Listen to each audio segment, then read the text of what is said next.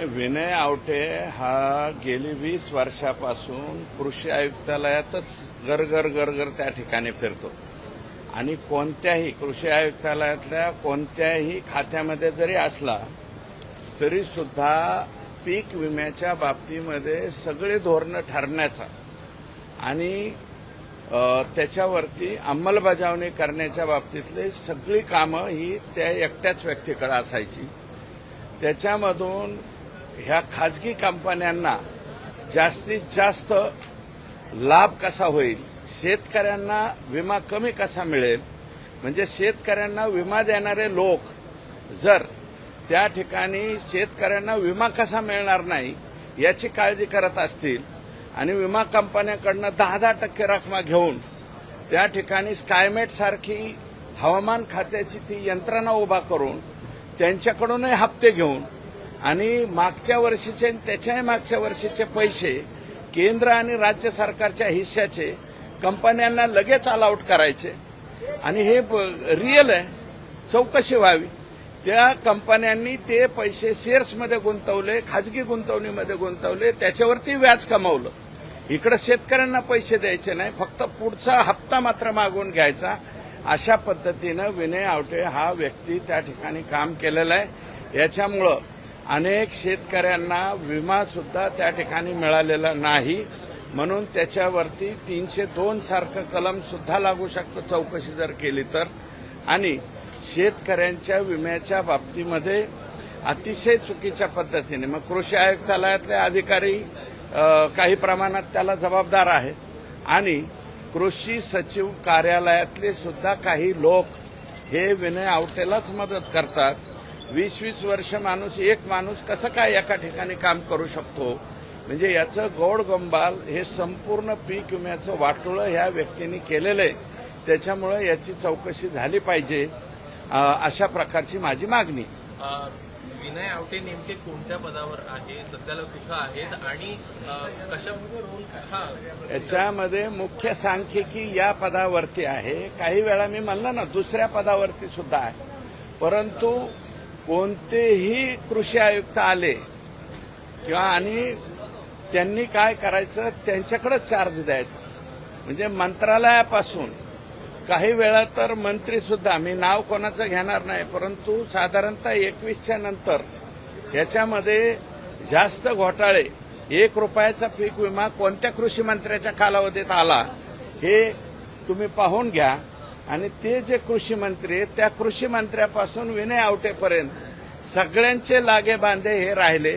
म्हणूनच 1 रुपयात पीक विम्याच्या बाबतीमध्ये एका तालुक्यातले लोक संपूर्ण राज्यामध्ये पीक विमा भरत होते आणि यांच्या रकमा ज्या आहेत ते काही एका जिल्ह्यामध्ये जे विमा भरलेला आहे धाराशिव जिल्ह्यामध्ये ते जवळपास 18 ते 20 कोटी रुपये आणि त्याच्या चौकशी ज्या अधिकाऱ्याकडे दिली 565 खोट्या शेतकऱ्यांनी, म्हणजे त्या जिल्ह्यातच राहत नाहीत ते 565 शेतकरी परळी तालुक्यातले आणि त्यांची चौकशी करायच्या ऐवजी फक्त जे पीक विमा भरतात त्या हे नाही का सरकारचे जे ई सेवा केंद्र त्या 23 ई सेवा केंद्रावरती फक्त कारवाई केली। पण ज्या शेतकऱ्यांनी सरकारी जमिनीवर, गायरान जमिनीवर, त्याच्यानंतर वन खात्याच्या जमिनीवर जे प्रकल्प आहेत त्याच्यात भूसंपादित झालेल्या जमिनीवर सुद्धा यांनी पीक विमे भरले आणि बीड जिल्ह्यातल्या तर 11च्या 11 तालुक्यात भरले, परभणी जिल्ह्यातल्या जवळजवळ 3, 4, 5 तालुक्यात पैसे भरले।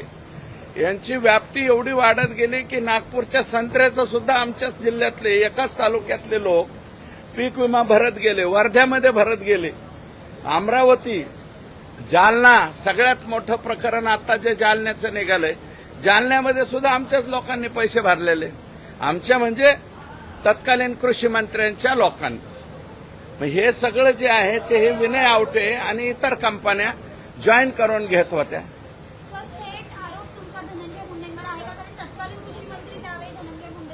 100% आहे। नावानिशी पत्र दिलेत मी तत्कालीन कृषी मंत्री आणि याचं माझ्याकडे एवढा मोठा गठ्ठा आहे, याचे पत्र दिलेत मी, त्याच्या चौकशा सुरू झाल्यात। हे बघा, मी पत्र दिल्याच्या नंतर कालच सभागृहात सांगितलं की मी कृषी निविष्ठा, त्याच्यानंतर नॅनो युरिया, नॅनो डीएपी, त्याच्यानंतर सोयाबीनच्या बाबतीमधला घोटाळा, कापसाच्या बंडीमधला घोटाळा, या सगळ्याची जी आहे तक्रार केल्याच्या नंतर याच्या चौकशीचा प्रमुख विनय आवटेला केला आणि विनय आवटेची ज्यावेळेस तक्रार केली त्यावेळेस ह्या 78 ज्या कृषी निविष्ठा कंपन्या आहेत, ज्या अधिकाऱ्यांशी संबंधित आहेत, त्या 78 कंपन्यामधल्या 2 कंपन्या एका माजी अधिकाऱ्याच्या मालकीच्या होत्या. त्या रिटायर अधिकाऱ्याला यांच्या चौकशीचा प्रमुख केला. म्हणजे आम्ही जे केलेला भ्रष्टाचार आहे याच्यावरती तुम्ही पांघरून घाला आणि तुमच्या पांघरून याच्यावरती आम्ही पांघरून घालतो, हा धंदा त्या ठिकाणी झालेला नाही. ह्या सगळा जो गैरव्यवहार आहे हा मेजॉरिटी आमच्या जिल्ह्याचे कृषी मंत्री होते त्या कालावधीत जास्तीचा झालेला आहे. तो पूर्वी अब्दुल सत्तारांच्या कालावधीत एवढा झालेला नाही. त्याच्यानंतर आत्ताचे जे शिक्षण मंत्री आहेत त्यांच्या कालावधीत झालेला नाही. आणि माझं तर स्पष्ट मत आहे की मी काही नावं घेतलेली आहेत तिथं काल. हे जे खातं जे आहे ते मुळात जेलमध्ये गेलेले आकाच चालवत होते, आमच्या जिल्ह्याचे कृषी मंत्री चालवत नव्हते. या कृषी खात्यातले अधिकारी, पीक विमा कंपन्यांचे अधिकारी, कृषी निविष्ठावाले अधिकारी यांची पुढे हिंमत एवढी झालेली आहे की एकनाथ शिंदे साहेब मुख्यमंत्री असताना मुख्यमंत्र्याची खोटी सही हाणून पत्र आणलेलं आहे किरण जाधवच्या नियुक्तीसाठी. कारण 15 वर्ष तो गुण नियंत्रणवरती होता, गुण नियंत्रण खातं. त्याची नियुक्ती करण्यासाठी एकनाथ शिंदे साहेब मुख्यमंत्री यांचं खोटं पत्र जोडलेलं आहे. कारण मी नंतर माहितीच्या अधिकारात ते पत्र मागितलं, मला पत्र द्या, तर कृषी खात्याकडे ते पत्र सुद्धा नाही. पण नोट मात्र त्या पत्रावर पुटअप झाली आणि त्याच्यावरती किरण जाधवची नियुक्ती गुण नियंत्रण विभागात 15 वर्षाच्या नंतर सुद्धा झाली.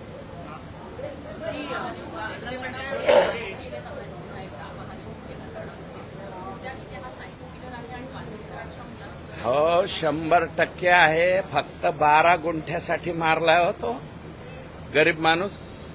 महादेव मुंडे आत्ता पुढे येत आहे ना, आणि त्याच्यामध्ये गोट्या गीते, अजून एक राजू फड, ह्या वाल्मिक कराडचा धाकटा मुलगा, ह्या सगळ्यांची नावं जी आहे ती नावं बाळा बांगर, कधी एकेकाळी रोज ह्या आकाबरोबर असणारा माणूस आहे. त्यांनी मीडियाच्या समोर स्टेटमेंट केलंय. हा बाळा बांगर, मला वाटतं त्यांच्या प्रेसमध्ये, आणि काय सांगितलंय की मी ज्या वेळेस आकाला भेटायला गेलो त्यावेळेस तिथं एक त्या माणसाचं चमडं काढून आणलं होतं, एक हाड काढून आणलं होतं आणि त्याचं ब्लड सुद्धा यांच्या ऑफिसच्या टेबलवर होतं. आणि ते हे मी नाही बोललो, बाळा बांगर बोललेले. आणि त्याच्यानंतर त्यांनी तक्रार दिलेली. त्या ज्ञानेश्वरी मुंडेंचं ताईचं काय चूक आहे मला सांगा. शेवटी औषध प्यायची पाळी एसपी कार्यालयाच्या समोर आली.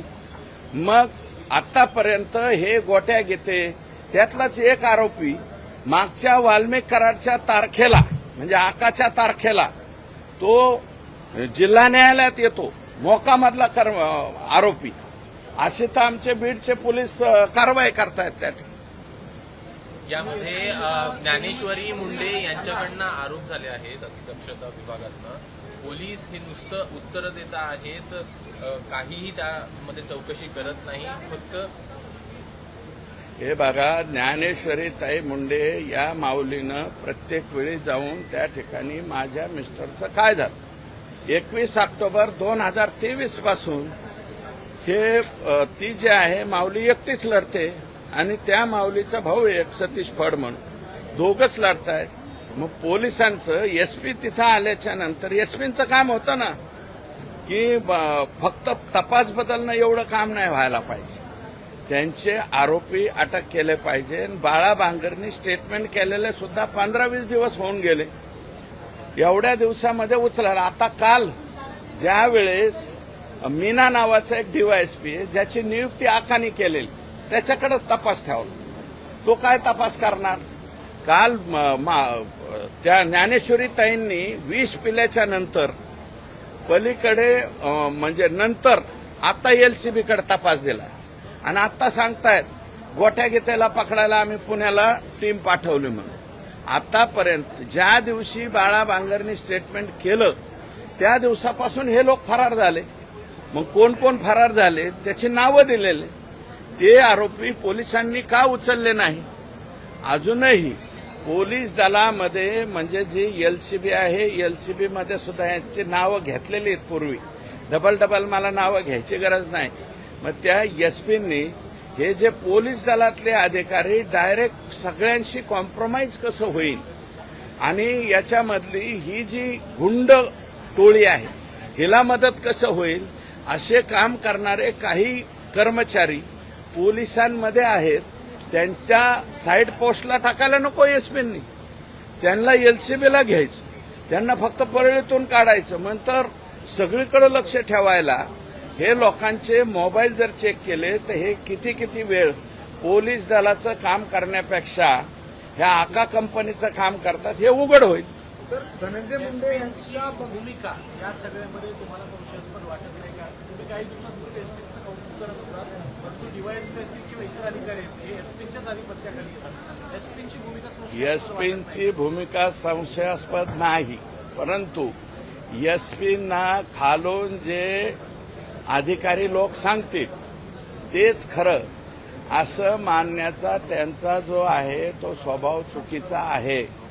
जरी कोणी काही सांगितलं तरी सुद्धा स्वतःच्या मताप्रमाणे काही निर्णय त्यांनी घ्यायला पाहिजे होते. धडधडीत बाळा बांगरनी तुम्हाला स्टेटमेंट दिलंय, माझ्या डोळ्याने मी बघितलंय. महादेव मुंडेच्या मर्डरच्या दुसऱ्या दिवशी कोण कोण तिथं आकाच्या जवळ होते, कुणी कुणी ते ब्लड आणि ते हाडोकान ते आणून दाखवलं. याची नावासह तक्रार केल्याच्या नंतर त्या लोकांना उचलण्याचं काम कोणाचं होतं? नाही, संशयाची नाही, परंतु खालचे लोक त्यांना प्रॉम्प्टिंग चुकीचं करतात आणि ते त्याचं ऐकतात. हा त्यांच्या स्वभावातला दोष आहे.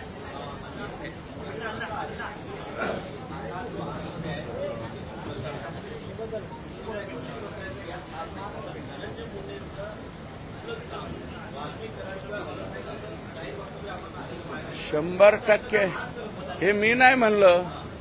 वाल्मिक म्हणजे धनंजय मुंडेंचं पान ज्यांच्या मुलं हलत नाही ते आका असं मी नाही म्हणलं. पंकजाताई म्हणलेलं आहे. ते दसरा मेळाव्याचं स्टेटमेंट काढा त्याच्यात ते सुद्धा म्हणलेलं आहे. कृषी मंत्र्याचा सहभाग नाही असं कसं? सहभाग आहे ना. कृषी मंत्रालयापर्यंत याचे धागेदोरे पीक विम्याच्या घोटाळ्याचे, त्याच्यानंतर नॅनो युरिया, नॅनो डीएपी, कापसाची बंडी, सोयाबीनच्या बाबतीतल्या काही ज्या करायच्या हे आहे स्प्रे पंप, प्रत्येक खरेदीमध्ये घोटाळा करण्यात आलेला आहे. विद्यापीठाला दिलेल्या कामाच्या बाबतीत सुद्धा घोटाळा करण्यात आलेला आहे.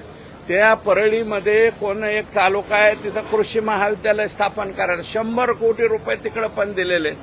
जाऊन तुमचा मीडियाचा एखादा हे पाठवा.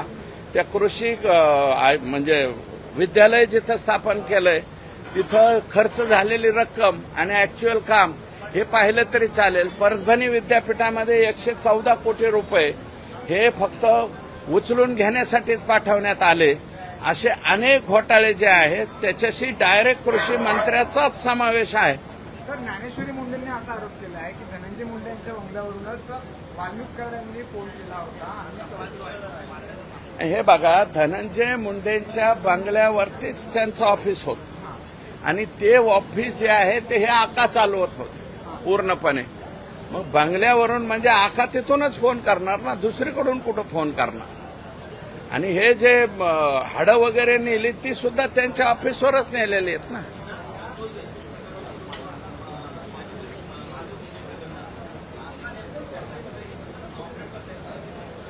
अजूनही ऑपरेट करण्याला सुप्रीम कोर्टाच्या जजमेंटप्रमाणे फोन अलाउड आहेत. फोन अलाउड आहेत. आणि काय आहे की या लोकांच्या गँग्स, मी गँग्स ऑफ वाशेपूर म्हणलं होतं, तशा गँग्स ज्या आहेत अजून सुद्धा ऍक्टिव्हेट आहेत. आका जरी आत गेला तर आकाच्या हाताखालचे लोक हे पुढं सगळं काही चालवण्याचं प्लॅनिंग त्या ठिकाणी करतात.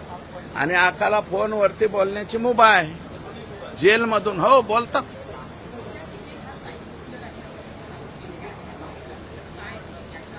आहे ते गोट्या गीतेच्या बाबतीमध्ये तो अनेक प्रकरणामध्ये आहे. बापू आंधळेच्या बाबतीत तोच गोट्या गीते, महादेव मुंडेच्या प्रकरणात तोच, एक साधबाई म्हणून एक जणाचे हातपाय मोडले तोच आरोपी, त्याच्यानंतर वैद्यनाथ मंदिराच्या पुजाऱ्याचे हातपाय मोडले, गुरव समाजाचा आहे तो, आणि विशेषतः नाथरा गावचा रहिवासी आहे, या माजी कृषी मंत्र्याच्या गावचा रहिवासी, त्याचे हातपाय मोडले. या सगळ्या प्रत्येक केसमध्ये गोट्या गीते हा आरोपी आहे. म्हणून मी नाही म्हणलं, पण बाळा बांगरांचं मत असं आहे की तो सायको किलर आहे. सायको कसा ठरवून अमुक ह्याला तोच त्या ठिकाणी उपस्थित राहतोय. बापू आंधळेचा ज्यावेळेस मर्डर झाला त्यावेळेस बबन गीते हा पाटोदा तालुक्यात होता, पण तरी सुद्धा बबन गीतेचं नाव घेतलं गेलं आणि मर्डर मात्र यांनी केला. हे असे म्हणजे हे गँग जे आहेत बरोबर डोके चालवणे, सायको किलर वगैरे नाही. जे वरचा आका ऑर्डर देईल त्याप्रमाणे काम करणारा व्यक्ती म्हणजे हा गोट्या गीते. सायको किलर वेगळे असतात. सायको किलर कोणते? ते रस्त्याच्या कडीनं कोणीतरी झोपले विशिष्ट पद्धतीने मारण्याचं, हा सायको नाहीये, हा ऑर्डर दिल्याच्या नंतर होणारा सायको आहे. मी यापूर्वी 3-4 वेळा भेट घेतलेली, लेखी पत्र दिलेलं आहे आणि आता 15 पानाचा आणि 164चा जबाब द्यायला तयार आहे ना बाळा बांगर. बाळा बांगर नावाचा व्यक्ती 164चा म्हणजे कोर्टापुढे जबाब द्यायला तयार आहे. याच्यापेक्षा अजून कोणतं पाहिजे एसपींना? कोण? कृष्णा आंधळे, संतोष देशमुखांच्या मर्डर मधला कृष्णा आंधळे. कृष्णा आंधळे गायब आहे, तो बी लवकरात लवकर सापडा. नाही, गायब केला असं मी म्हणणार नाही. तो आता पोलिसांचं काम आहे. नाही, पोलिसांचं नाही, त्याच्या बाबतीमध्ये सीआयडी कडे तपास आहे. ते सीआयडी कडे, कारण त्याच्या बाबतीत एसपीला दोष देता येत नाही.